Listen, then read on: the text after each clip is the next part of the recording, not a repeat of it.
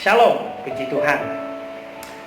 Sebenarnya kalau kita sudah selesai dengan diri kita sendiri, kita tidak bisa lagi sombong. Apalagi kita menghakimi orang lain. Repotnya orang yang sombong tidak menyadari kalau dia sedang sombong. Satu firman Tuhan di dalam Roma 6 ayat 3-4 dan ayat 11, firman Tuhan mengatakan seperti ini.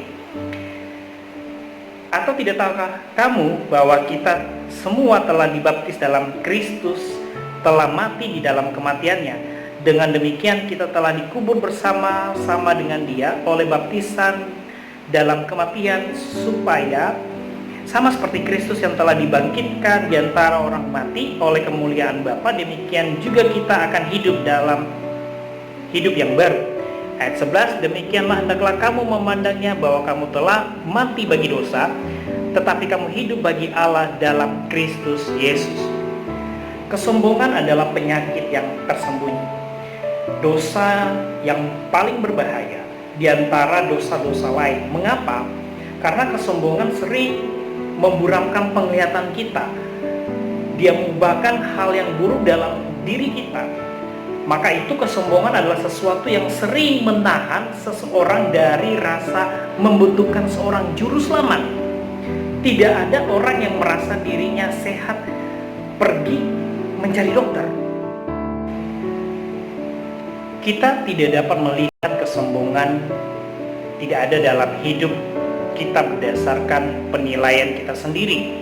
Karena seringkali kita sendirilah satu-satu yang tidak dapat melihat kesombongan di dalam diri kita sendiri, di mana semua orang di sekitar kita menyadarinya. Pada renungan hari ini, kita akan melihat beberapa ciri-ciri dari kesombongan.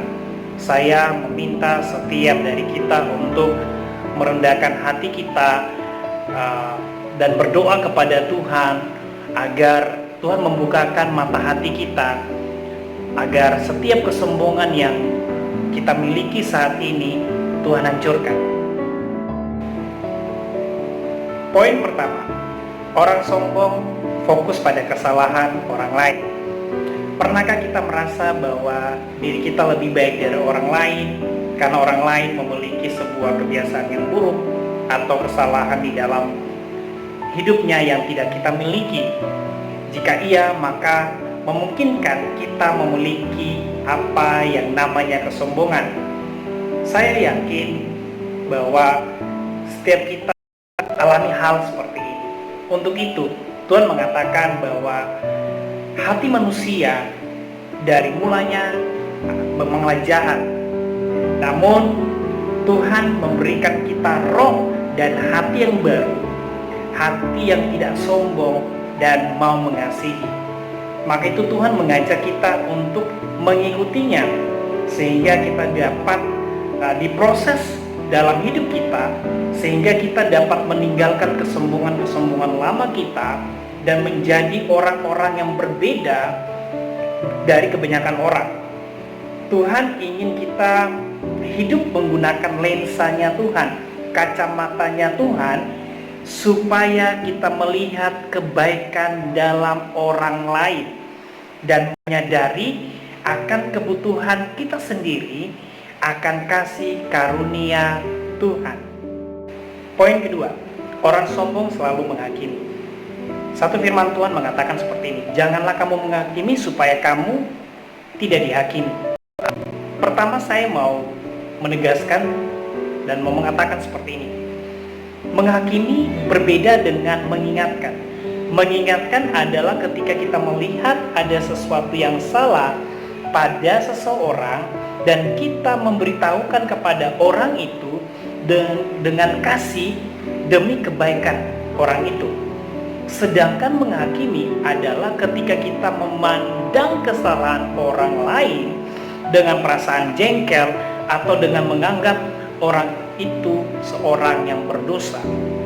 Sesungguhnya orang yang menghakimi adalah orang yang memiliki permasalahan yang lebih besar dari orang yang dihakimi.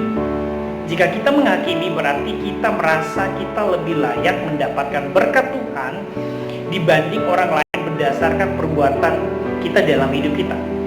Sikap ini sangat keliru karena berarti kita telah menyangkal kasih karunia Tuhan.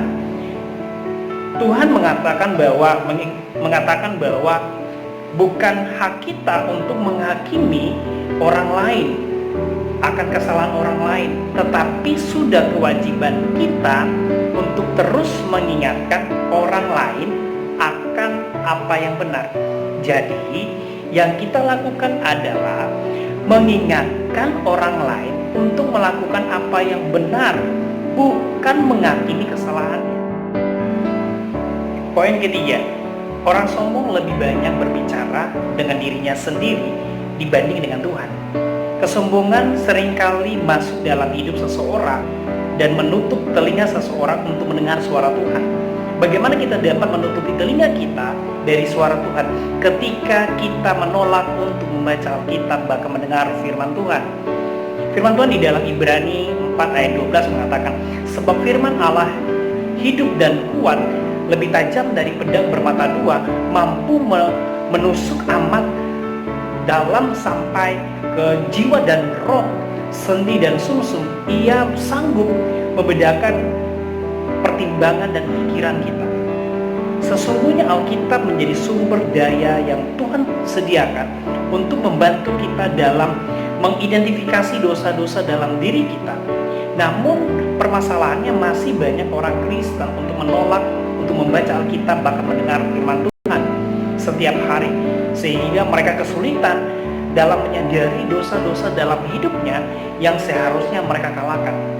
Oleh sebab itu, jika kita mau mengalahkan kesombongan dalam diri kita bahkan dosa-dosa yang lain di dalam hidup kita harus membuka Alkitab kita dan berdoa agar Tuhan memberi kita hikmat dalam membacanya, sehingga hidup kita berubah dan kasih karunia Tuhan terjadi dalam kehidupan kita. Teman-teman, janganlah menganggap dosa kesombongan ini adalah sesuatu yang kecil. Jika kita membaca Alkitab, kita akan menemukan bahwa Tuhan sangat tidak menyukai dengan namanya kesombongan. Namun rencana Tuhan bukanlah untuk memusnahkan orang-orang sombong, melainkan untuk mengubahkan orang-orang sombong menjadi orang yang mengasihi Tuhan, bahkan mengasihi sesama. Mari kita berdoa kepada Tuhan untuk Tuhan menyelidiki hati kita dan mengubahkan hidup kita. Tuhan, kita adalah Tuhan yang mampu membantu kita mengalahkan sikap karakter kita yang salah, karakter kita yang lama, bahkan mengalahkan setiap musuh dalam diri kita sendiri, termasuk musuh yang tersembunyi, yaitu namanya kesombongan. Firman Tuhan di dalam Mazmur 139 ayat 23 sampai 24 mengatakan, Selidikilah aku ya Allah, dan kenalilah di hatiku, ujilah aku dan kenalilah pikiranku inilah apakah jalanku serong, dan tuntunlah aku di jalan yang kekal.